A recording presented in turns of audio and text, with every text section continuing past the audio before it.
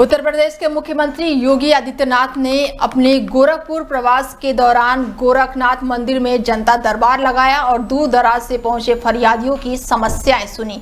UP के मुख्यमंत्री योगी आदित्यनाथ अपने 3 दिवसीय दौरे पर गोरखपुर पहुंचे हुए हैं और सीएम योगी आदित्यनाथ के तीसरे दिन का आज ये दौरा है। सीएम योगी ने सुबह गोरखनाथ मंदिर में पूजा अर्चना की और उसके बाद से गौशाला गए, जहां पर उन्होंने गायों की सेवा की।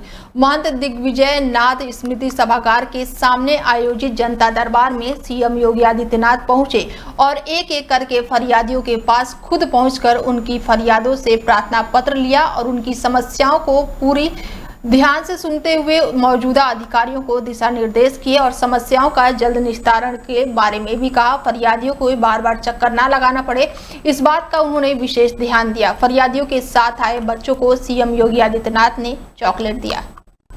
उत्तर प्रदेश सरकार के मुख्यमंत्री योगी आदित्यनाथ दबंगों और भूमाफियों पर कार्रवाई करने की बात करते हैं तो वहीं कुछ दबंगों के हौसले तो इतने बुलंद है कि दबंग किस्म के लोग पुलिस से मिलकर पीड़ित के साथ कार्रवाई करवा देते हैं। ऐसा ही मामला मैनपुरी के कुर्ला थाना क्षेत्र के गांव विनायकपुर में देखने को मिला है, जहां पर कुर्ला थाना क्षेत्र के गांव विनायकपुर की निवासी कृष्णा देवी आज अपने परिवार के साथ पुलिस अधीक्षक कार्यालय पहुंची और पुलिस अधीक्षक कार्यालय पहुंचकर उन्होंने पुलिस अधीक्षक मैनपुरी के नाम एक शिकायती पत्र दिया है, जिसमें बताया गया है कि गांव के ही निवासी बलराम पुत्र सतीश, प्रेम सखी पुत्री पप्पू और रेणु पत्नी बलराम और कुसुम पत्नी सतीश पर आरोप लगाया गया है कि सभी लोगों ने घर में घुसकर लाठी डंडों और सरिया और कुल्हाड़ियों से मारपीट की है, जिससे परिवार के कई लोगों को गंभीर चोटें आई है। और पूरा प्रकरण की जानकारी देते हुए पीड़ित के पुत्र ने बताया कि मैंने अपने ताऊ की सेवा की थी, जिसके चलते मेरे ताऊ ने मेरे नाम 5 बीघा खेत का बैनामा किया था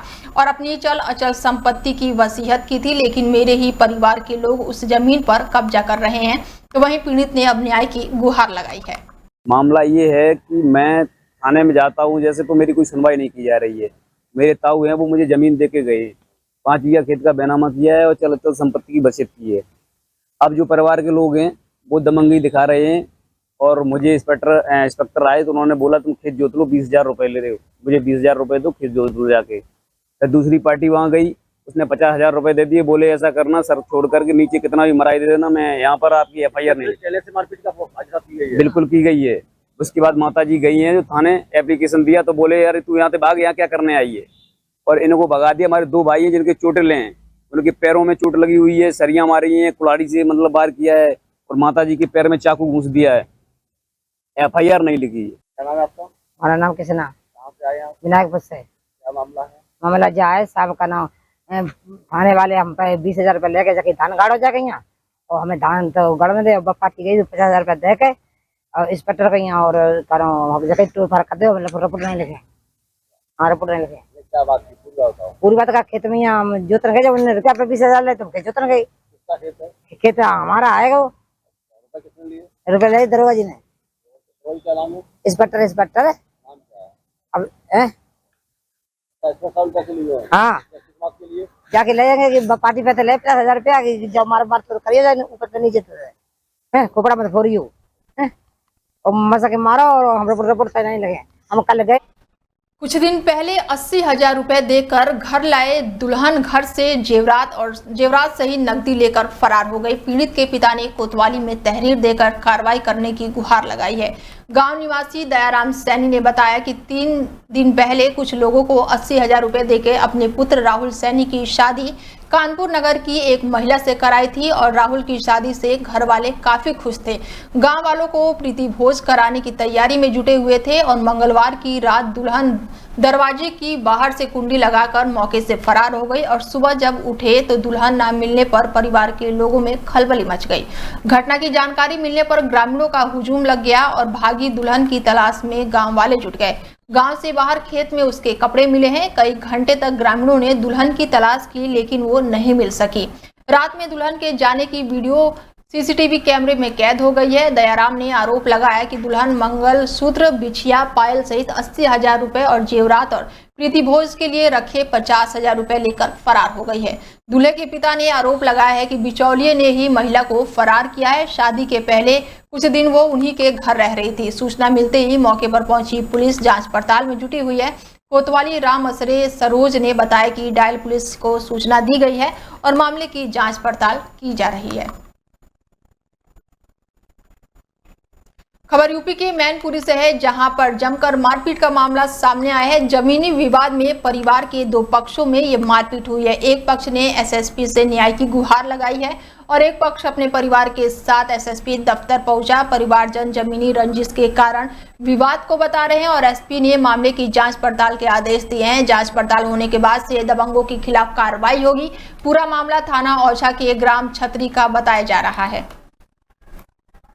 क्या नाम है आपका? राधा मोहन है, कहाँ के रहने वाले हो? छतारी के। पुलिस अधीक्षक कार्यालय हो, क्या मामला है?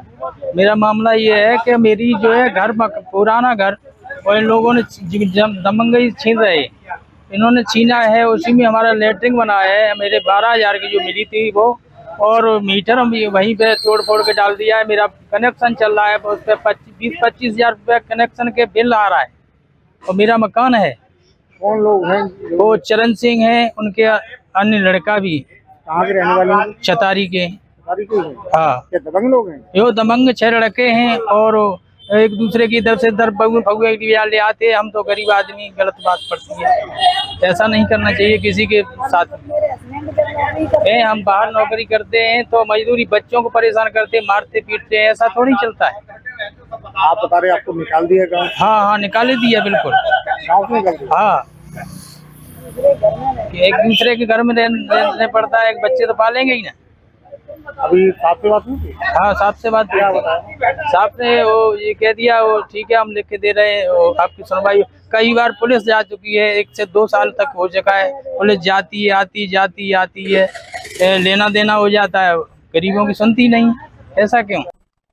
हरदोई जिले के नवोदय विद्यालय में बिजली की व्यवस्था और अत्याधुनिक गर्मी के चलते बड़ी संख्या में छात्र छात्राएं बीमार हो गए हैं। बताया जा रहा है कि वोल्टेज बेहद कम होने से पंखे बहुत धीमी गति से चल रहे थे, जिससे छात्रों को गर्मी में भारी परेशानी हुई।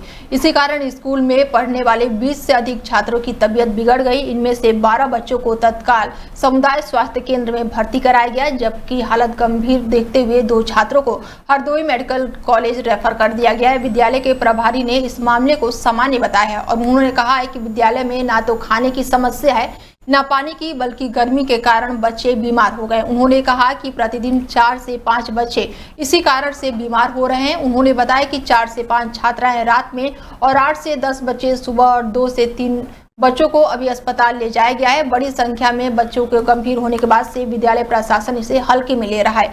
अभिभावकों को इसकी सूचना दी गई है, लेकिन इस लापरवाही से विद्यालय प्रबंधन पर गंभीर सवाल उठ रहे हैं। हाँ, विद्यालय में पानी की कोई समस्या नहीं है और खाने वाने की कोई प्रॉब्लम नहीं है, कोई ऐसी प्रॉब्लम नहीं है। ये गर्मी है, गर्मी में बच्चे जो है सफोकेशन की वजह से थोड़ा नर्वस हुए। प्रायः बच्चे बीमार होते रहते हैं, 1, 2, 4 बच्चे तो प्रायः हो जाते हैं, आते जाते रहते हैं, लेकिन आज कुछ ज़्यादा हो गए चूँकि गर्मी अधिक पड़ रही है। और हम स्वयं जो है अस्पताल लेकर के आए हैं और बच्चियों के साथ में हैं, हमारे स्टाफ के लोग हैं एक तो, और अभिभावकों को भी सूचित करा दिया गया है। जो बेहतर से बेहतर इलाज है हम करा रहे हैं। 8-10 लड़कियाँ 8-10 लड़कियाँ कल 4-5 रात में आई थी और मैं भी आया था और अभी सुबह 4-5 को लेकर आए, फिर 2-3 लड़कियाँ आई हैं और 2 लड़कियाँ जो है तो यहाँ पर। झांसी में लगातार हो रही मूसलाधार बारिश से जनजीवन पूरी तरह से अस्त व्यस्त हो गया है। वहीं नदियां नाले उफान पर हैं और इसके अलावा नगर निगम और नगर पालिका की सड़कें और गलियां जलमग्न हो गई हैं। इसके साथ ही रक्षा थाना क्षेत्र में तो नदी नाले उफान पर होने से बाढ़ जैसे हालात उत्पन्न हो गए हैं, जिसके चलते कई लोग नहर में बड़े जल स्तर की वजह से कई लोग वाहनों से बच रहे हैं, जिसका वीडियो भी सोशल मीडिया पर वायरल हो रहा है। बताया गया है कि रक्षा थाना क्षेत्र में पुरान नदी उफान पर होने होने से नदी नाले उफान पर चल रहे हैं, जिसके चलते नेशनल हाईवे 27 पर 3 से 4 फीट पानी भर गया है और हाईवे पूरी तरह से डूब गया है, जिससे निकलने वाले वाहन और राहगीरों को काफी दिक्कतों का सामना करना पड़ रहा है। इसके साथ ही इतनी जोरदार बारिश हुई है कि नदी की मछलियां हाईवे पर दिखाई दे रही हैं। वहीं रक्सा कस्बे में निकली नदी भी उफान पर दिखाई दे रही है और नाले भी पूरी तरह से उफान पर है, जिसे लोग जान जोखिम में डालकर पार करते हुए दिखाई दे रहे हैं। ना भैया आपका? अंकित राजपूत। अच्छा अंकित जी, अभी आप कहाँ खड़े? लखनऊ में दुपट्टा नहर है, उस पर खड़े। अच्छा क्या समस्या आ रही? इसमें ये पानी बहुत तेज आ रहा है और जो मान है नहीं निकल तो रहे हैं लोग बोल भी रहे उनसे कि मान जाओ, मान नहीं रहे, जान का भी खतरा है। कितने 10-12 गाँव है इसमें आते हैं। अच्छा 10-12 गाँव है। हाँ। ये कितने समय से अभी ऊपर से पानी बह रहा है? वही 3-4 घंटे होगा, 4 घंटे के लमसम। कितने गाँव का संपर्क कटा हुआ अभी? कोई 12-13 गाँव मान कौन कौन से? एक पुनावली है, कोटखेड़ा हो गया, जकौली, रोमागो, कंचनपुर और भी आदि गाँव है। मतलब निकल नहीं पा रहे हैं। निकल नहीं पा रहे। अच्छा कुछ लोग जान जोखिम में डाल के भी निकल रहे हैं? हाँ निकल रहे हैं, वो तो अभी आने वाले होंगे, निकलेंगे। अखिलेश यादव पर बीजेपी विधायक केतकी सिंह के बयान पर सपा के राष्ट्रीय सचिव अवलेश सिंह ने पलटवार किया है। अवलेश सिंह ने कहा है कि अगर केतकी सिंह अपने क्षेत्र में सभी मस्जिदों और मंदिरों को पर्दे से ढकवा दे तभी उन्हें अच्छी राजनीति विशेषज्ञ माना जाएगा। उन्होंने आरोप लगाया कि बीजेपी नेता केवल धर्म को बांटने का काम करते हैं और विदेशों में जाकर मस्जिदों में घुटने टेकते हैं, लेकिन जब देश में जरूरत होती है तो कोई भी देश उनके साथ खड़ा नहीं होता है। विधायक केतकी सिंह ने ये कहा है कि जो अखिलेश यादव जो संदेश देना चाहते हैं मस्जिद में जाकर उसको प्रदेश की जनता लाठी में तेल लगा करके तैयार है जवाब देने के लिए। कैसे देंगे? देखिए, मैं बीजेपी के नेताओं का चाल चलन स्पष्ट दिखाई दे रहा है कि थोड़े दिन पहले यही नेता बलिया में एक मेडिकल कॉलेज तो बना नहीं, तो यहाँ पे दोनों नेताओं आपस में झगड़ा करके भाषण क्या दिए कि मुस्लिम वार्ड, यही केतकी सिंह ने कहा था कि मैं मुस्लिम वार्ड अलग से बन जाना चाहिए, तो न हॉस्पिटल बना और न वार्ड बना। उनकी सिर्फ जवाबी हवाई फायरिंग है और हवाई चाल चलन है, हवाई बात है। और मैं उनसे बताना चाहूँगा इस बीजेपी के लोगों से, अब बीजेपी के जनप्रतिनिधियों से, इतनी अगर उनको है तो जिस क्षेत्र से बिलोंग करती है विधायिका है, सारे मस्जिदों को तोपवा दें और मंदिरों को तोपवा दें, तब मैं मानूंगा कि वो लोग अच्छे राजनीतिक व्यक्ति हैं। और किसी के विषय में टिप्पणी करना, नेता हमारे आदरणीय अखिलेश यादव जी देश के सर्वमान्य नेता हैं, तीसरे नंबर के पार्टी के राष्ट्रीय अध्यक्ष हैं और भाजपा के बड़े बड़े लोग आज उनको गले लगा रहे हैं। इतनी उनकी ख्याति बढ़ी है कि वार्ड में अखिलेश जी की तूती बोल रही है। और आप मीडिया जगत में देख लीजिए, सबसे सर्वमान्य नेता अगर कोई है। बिजनौर नगर पालिका परिषद और नगर पंचायत अध्यक्ष संघ के बैनर तले जिले भर के कई अध्यक्ष और उनके प्रतिनिधित्व कलेक्ट्रेट पहुंचे। नगर पालिका अध्यक्ष के खिलाफ हुई शांति भंग की कार्रवाई के विरोध में डीएम से मिले और कई समस्याओं से संबंधित ज्ञापन डीएम को सौंपा गया। नगर पालिका अध्यक्षों ने डीएम से प्रशासन बिना सोचे समझे जनप्रतिनिधियों पर कार्रवाई किए जाने की मांग की है। बात की जाए, टैक्स को जलकर को दोबारा रिवाइज किया जाए, कम किया जाए। ये जनता पे इतना भार पड़ रहा है। हम सब भी चेयरमैन को अपनी जनता के साथ हैं, चाहे वो चांदपुर की हो, नगीने की हो, दामपुर, शेरपुर, अफजलगढ़, कहीं के भी लोगों को लेके या प्रदेश के, हम उनके साथ हैं। और हम भी ये चाहते हैं कि टैक्स जो है कम हो और ये हमें जिम्मेदार ना ठहरा जाए। जब शासन का आदेश है और शासन से ही जुड़े हुए या उसके जो पार्टी से जुड़े हुए लोग हैं, सत्ताधारी लोग हैं, वो इल्ज़ाम हम पे लगा रहे हैं, ये सब ना किया जाए। सनवाज भाई, नगर पालिका जो है नगीना में, जो अभी आपने नगीने का मैटर नहीं था, आज सारा तिवारे का मैटर था और मैडम के जिक्र भी किया के लिए आए कुछ लोगों ने वहाँ। नहीं, मैं तो नगीने का मैटर में कोई मैटर नहीं था। बात यही है कि कोई शिकायत करे तो शाम पे करे, एफिडेविट सारी पालिकाओं के लिए थी ये बात, एफिडेविट पे करे और जांच सही है और जांच गलत हो तो उसके खिलाफ भी कार्रवाई होनी चाहिए। कोई भी चलता फिरता शिकायत कर देता, प्रशासन का टाइम खराब होता है, जनप्रतिनिधियों की छवि खराब होती है, उसके लिए मांग की गई। मेन तो आज हमारा जो मैटर था, हम छिवारा नगर पालिका के लिए जो फैसल भाई के साथ हुआ उसके लिए आना हुआ था। तो बात की बात है, थोड़ी मोड़ी जरूर।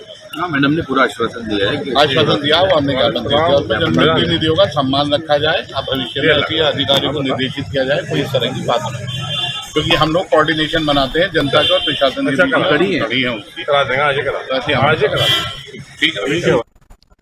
रिश्तों में जब भरोसा टूट जाता है तो केवल दिल नहीं बल्कि जिंदगियां भी उजड़ जाती हैं। यूपी के बिजनौर जिले में एक ऐसा ही दिल दहला देने वाला मामला सामने आया है, जहां पर भारतीय सेना में 12 सालों तक देश की सेवा करने वाले जवान अमित सागर की हत्या उसी की लिव इन पार्टनर ममता ने कर दी।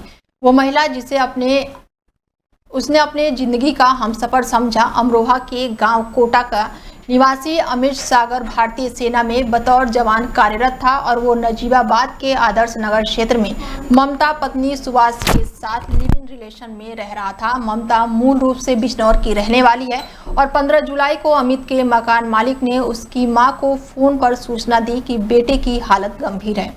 जब मां पहुंची तो अमित को अस्पताल ले जाया गया, लेकिन रास्ते में अमित की जान चली गई। पुलिस ने ममता को गिरफ्तार कर फिलहाल जेल भेज दिया है। तो वहीं पुलिस का कहना है कि ममता को रिमांड पर लेकर आगे की पूछताछ की जा रही है।